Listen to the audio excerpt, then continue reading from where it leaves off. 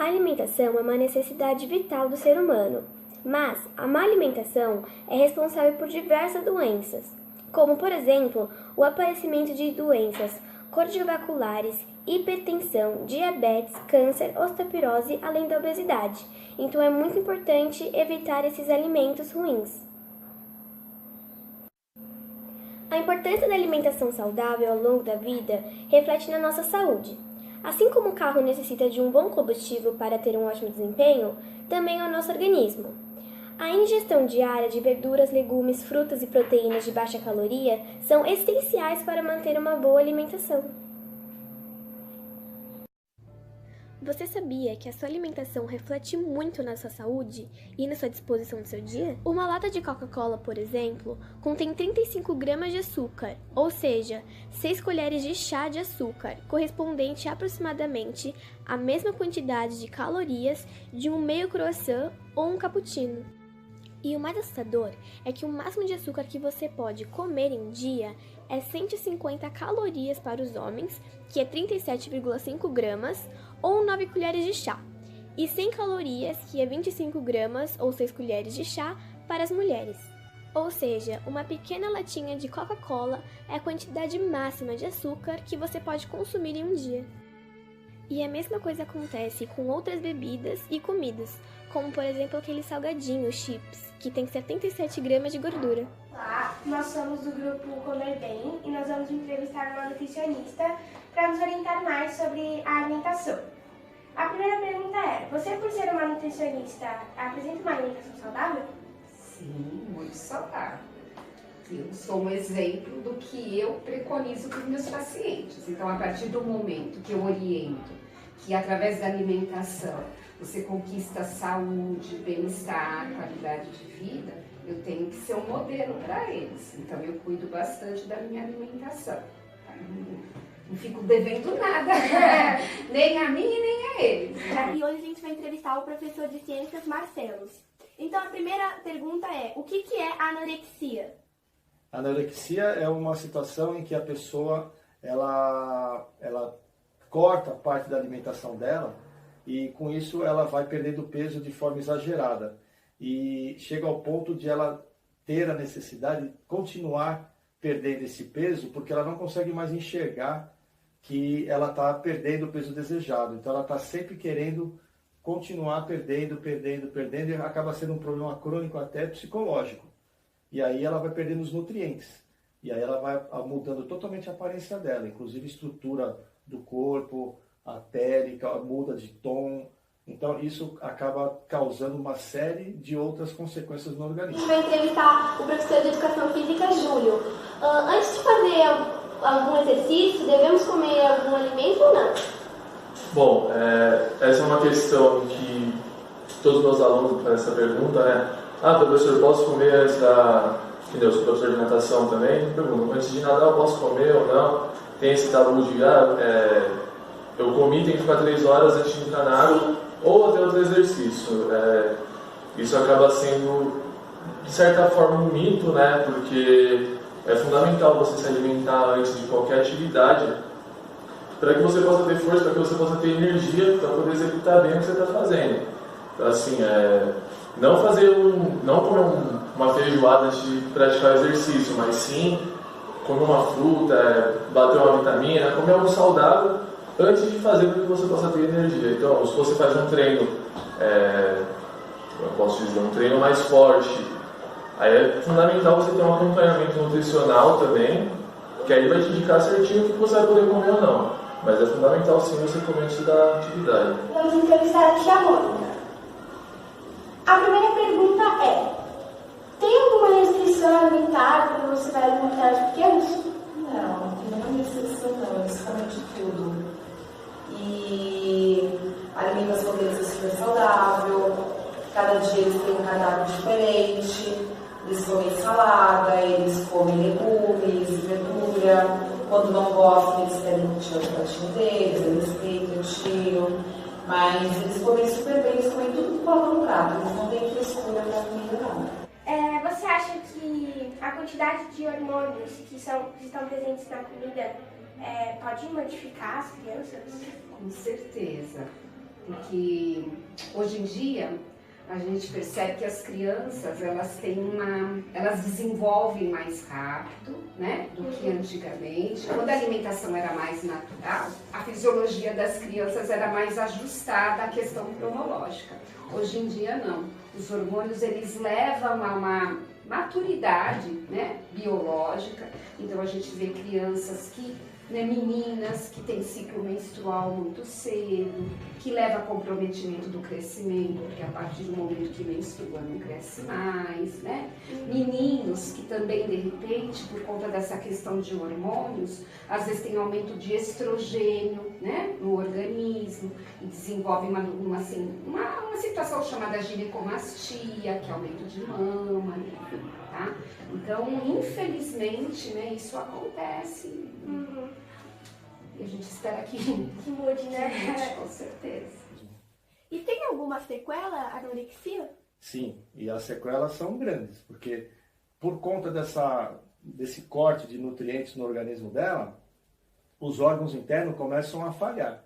E se ela continuar, né, fazendo essa perda de nutrientes no corpo através de regurgitar os alimentos, colocar os alimentos para fora de forma exagerada, ela vai privando o corpo dela dos nutrientes necessários para a manutenção da vida e começa a ter perdas substanciais dos órgãos internos, podendo até ter a falência de alguns órgãos. E quais são os esportes que mais você deve fazer para você se manter em forma?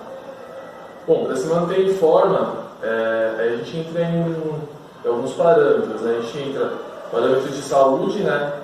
Que é da saúde, que é o básico.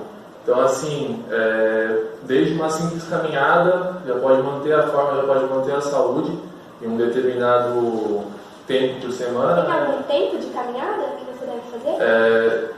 Livros, estudos falam que recomendação de 150 minutos por semana, mas isso são alguns estudos. Tem estudos que se contradizem, falam outras coisas. Mas desde uma simples caminhada, corrida, pedalar um pouco na semana, a natação mesmo, como eu falei, que eu dou aula. Então, assim, se você estiver fazendo qualquer esporte, se estiver se mexendo, já vai estar ajudando na sua boa forma, na saúde, né, que é o principal. A fruta auxilia depois? Sim, todos os dias eles têm uma frutinha. A fruta também é saudável. E eles comem a fruta de sobremesa e cada dia uma fruta diferente. Eles gostam. O que seria o veganismo e ele faz mal à saúde por não ter nutrientes das carnes? Então, é que assim, quando você exclui uma proteína, tá, de origem animal, que é uma proteína considerada completa, tá? Você tem que ter um cuidado na alimentação, né, em utilizar proteínas vegetais variadas, para você ter todo um aporte de aminoácidos, de vitaminas e minerais, tá? Então, se a pessoa que se tornou vegana por uma questão de ideologia, enfim, ela tiver o cuidado na escolha da alimentação, ela não vai ter problema, tá? Mas aqui no consultório, muitos dos meus pacientes, eu particularmente não atendo veganos, mas atendo vegetarianos, ovo-lacto-vegetarianos, enfim. Os vegetarianos, normalmente, eles substituem a proteína animal por carboidrato. Proteína só pode ser substituída por proteína. Não quero comer animal, mas então tenho que procurar dentro do reino vegetal as proteínas que tem, né, os alimentos vegetais que têm as proteínas, os aminoácidos que eu preciso, porque senão você vai ter uma deficiência assim. E você faz alguma dieta? Não faço dieta. Eu acredito que dieta é um processo que mais prejudica do que ajuda o organismo das pessoas. O que as pessoas precisam, na realidade, é de uma reeducação alimentar, para aí sim ela alcançar o peso ideal e a sua saúde ser preservada, porque as dietas acabam sempre prejudicando em algum nutriente. Eles têm alguma dificuldade, alguma manha para comer? Não, eles comem super bem. No seu consultório, quando vem algumas crianças, alguns adolescentes, eles apresentam uma alimentação saudável? A maioria não.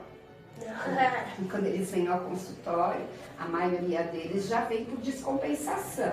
Então, assim, ou é uma questão do peso, que está acima da recomendação para a faixa etária, ou até na bioquímica do sangue, a parte de colesterol, triglicerídeo, que é o mais comum, eventualmente crianças já numa situação de pré-diabetes. Tem crianças que vêm para o contrário, para ganho de peso também, né? Mas é difícil a gente ter aqui no consultório uma criança que tem uma alimentação saudável, enfim. Normalmente já vem com, né, uma indicação por algum sintoma, alguma questão aí de alteração de sangue. Exatamente. Então, com isso, você acha que qual é uma boa alimentação, uma alimentação adequada que devemos fazer? Ela tem que ser balanceada, né? Porque a gente entendendo para que serve os nutrientes específicos, como carboidrato, como lipídios, como vitaminas, você sabendo que a quantidade necessária para um ser humano, em função da sua altura, do seu peso, você conhecendo esses detalhes, você consegue identificar na alimentação saudável a quantidade de cada um desses nutrientes necessários. E dele você fazer as suas escolhas, né? Porque você gosta mais para fazer uma alimentação satisfatória. E quais são os esportes que mais você deve fazer para você se manter em forma?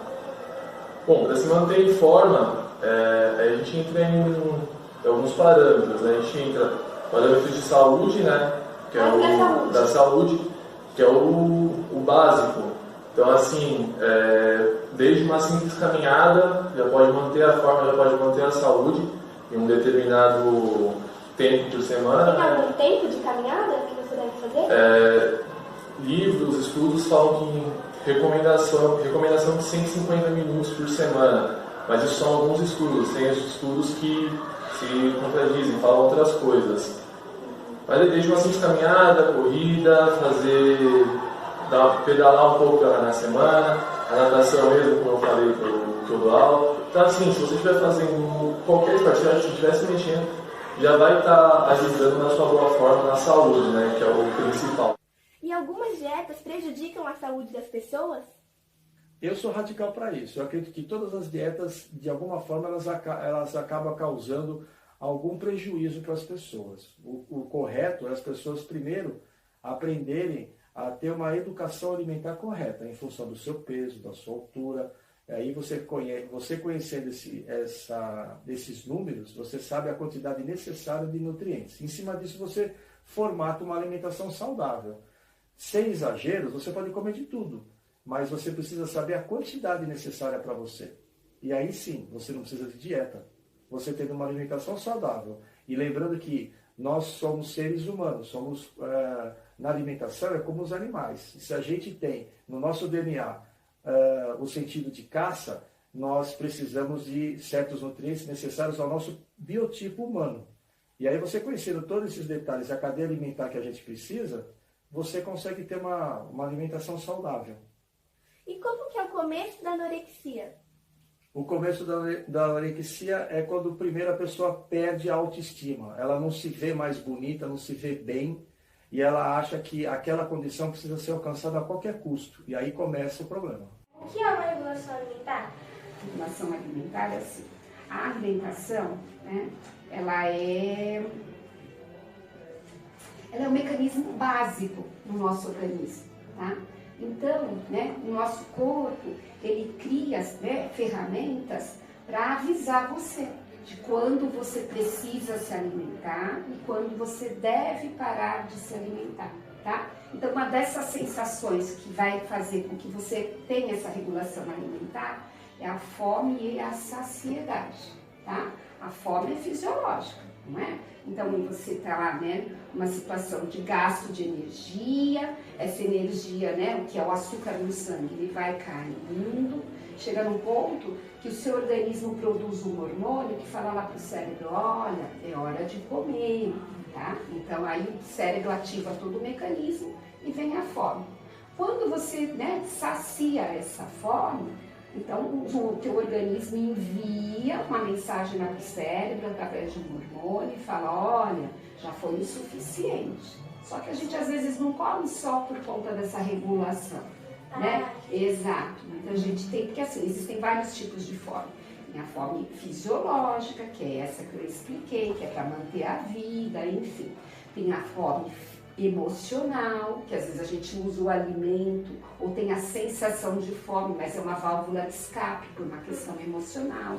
Tem a fome social, então assim, tem a fome afetiva, tem vários tipos de fome. É que a gente tem que aprender a distinguir, Sim. tá? E como é a vida de uma pessoa que tem um transtorno alimentar?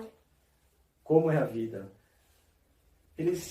Essas pessoas, elas precisam de muita ajuda. A ajuda não é só na preparação dos alimentos, mas elas precisam de ajuda psicológica, porque a primeira coisa que você tem que atingir é a condição humana delas existirem e elas aprenderem a se gostar em primeiro lugar.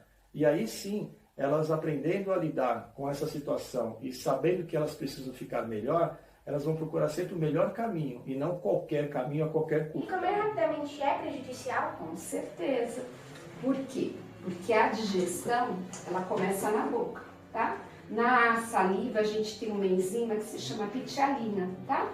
E essa pitialina, ela já vai começar a fazer a quebra da molécula, tá? Porque a gente só vai absorver o nutriente quando ele estiver, né, na molécula menorzinha, tá? Então ela já começa a fazer essa quebra na molécula, né? Na boca, enfim, tá? Tem toda uma questão também sensorial ali, porque enquanto você está mastigando, você está informando para o seu cérebro que você está comendo. Isso também influencia na questão da saciedade. Se você pensar um alimento líquido, tá? Ele sacia menos do que um alimento sólido, porque você não mastigou, não mexeu a mandíbula, o cérebro não entende, tá? E aí foi, né, que você de repente está saciado, que você se alimentou. Então, normalmente um alimento líquido, você sente fome mais rápido, porque tem uma questão mecânica também. Então, exato. Então, assim, a mastigação ela é importante, por quê? Porque vai facilitar o trabalho do seu estômago, né? Então, o alimento já chega lá numa consistência, né, de mais pastosa, mais triturada. Com isso, você vai precisar de menos suco gástrico. Então, a concentração do suco gástrico que está lá já é o suficiente. Se você não mastiga direito, corre o risco de você ter que liberar muito suco gástrico para digerir aquele alimento que não foi digerido na boca. E aí você pode ter sintomas como gastrite, esofagite, queimação. Então, a mastigação lenta, a concentração de comer sem estar olhando em celular, vendo televisão, né, computador, enfim. Quando você senta para comer, você tem que ter essa concentração, porque o teu cérebro tem que entender, estou comendo, tá? Às vezes a gente come tão distraído que você nem percebe. Porque você está comendo e está prestando atenção na televisão. O cérebro não consegue, sabe? Opa, ou é aqui ou é lá. Exato. Até porque tem muitas crianças que hoje em dia tem, tipo, fica olhando muito YouTube, muitas redes sociais e está comendo. Às vezes perde a concentração na comida. Exato. Isso não é bom. Quando a gente, né, realmente senta para se alimentar, né, se a gente pensar que ao longo do dia, né, a gente passa várias horas aí no celular, no computador, enfim, aquele momento que você senta para se alimentar, ele é curto, então se concentra nele, para depois você poder, né, ir para outra situação, né, sem prejudicar o teu processo de digestão, a tua fisiologia. Agora que você sabe um pouco mais sobre a alimentação e entre várias outras coisas muito interessantes e que vale a pena parar para pensar e discutir, a gente vai se despedindo.